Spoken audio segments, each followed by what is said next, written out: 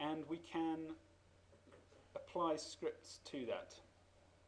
So this ball that's following us around,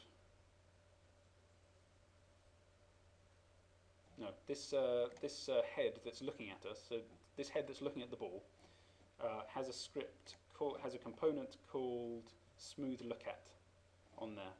So smooth look at, if we were to just click on it, it shows where it is within your project directory. So to find things, you can either just start typing it, smooth look at, and we have it there, or we can go into an existing component that's already on, just click on it, and it shows us where it is, or we can just manually navigate and search and find it. So I'm going to apply this script to this object. To apply scripts to objects, I can just drag it onto the object.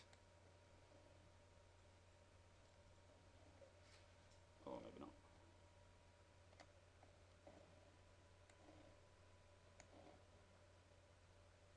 Any reason why it's not doing it?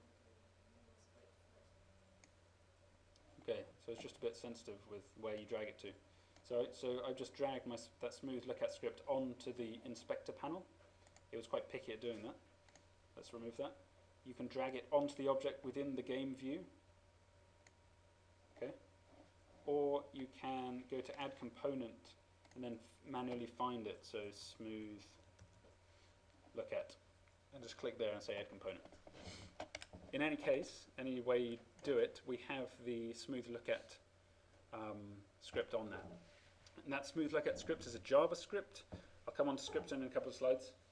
And it has a couple of properties exposed to the inspector, and that is these variables called target, damping, and smooth. As we see target, if we look at this head, this creepy rotating head guy, we see that it does also have a smooth look at, and it has a target which is the sphere. So it will try to look at the sphere. So this takes just a transform. So on our teapot instance, it needs a target, otherwise it doesn't know where to look. So let's say that we want this to look at the main camera. So I just drag on the main camera there, and then press play. And if we look at the teapot, okay, it's on its side. This is because Max uses non-standard OpenGL coordinate system. Max uses Z for up. Whereas most other systems use Y for up. So that's why it's rotating along the Z. So we can fix that though with another script. So we've got this, so as you see the teapot is rotated like this. So let's just try and fix that. So what we want to do is that we want to have another function somewhere correcting that rotation. And it was faced, we can see how it was rotated. It was rotated like this. So it was rotated on the x-axis, and it was rotated probably 90 degrees too much. So let's try and make a -90 rotation on the x-axis that overwrites the rotation that it's already doing in the smooth look at script. So I'm going to do that in a new script, and say fix rot, and I want to make a C# script. I always code in C#. I'll tell you why later. I realise that I've said a lot of things later, but let me know if I forget anything. So I've created a new script. It's got nothing in it, and I've just double-clicked and opened it. I'm not going to tell you exactly what's going on here, but what I am going to do is I'm just going to. You can tell us later. Yeah, I'll try and fix this. So what you need to do is what you need to know is script on any object will always have that game object as the current the default game object that it manipulates.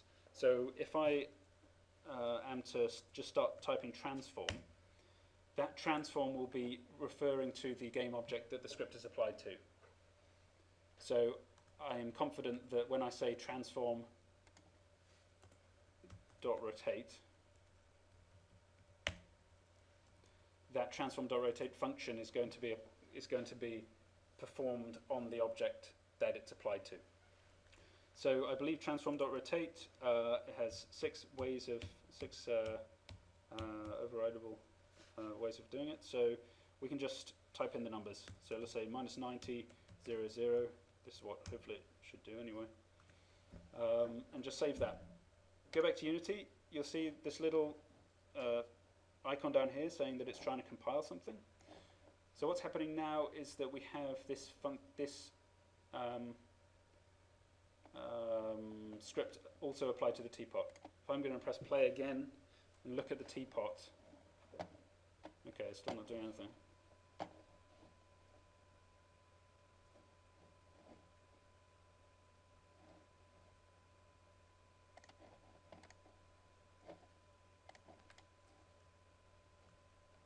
Oh, it has fixed it.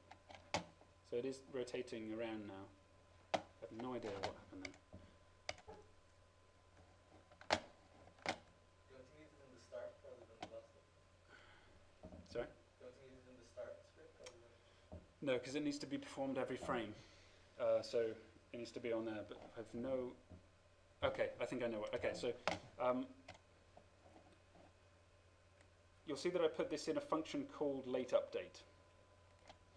Before I explain why that wasn't working and why it kind of started working, I'm going to tell you about scripts.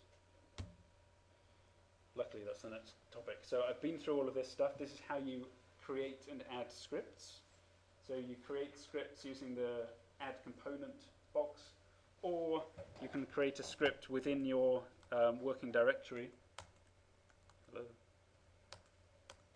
Within your working directory here, so we have just create and then C# script.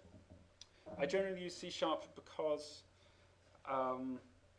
most third-party libraries are written in C#, and it has generally better compatibility with those libraries if you use the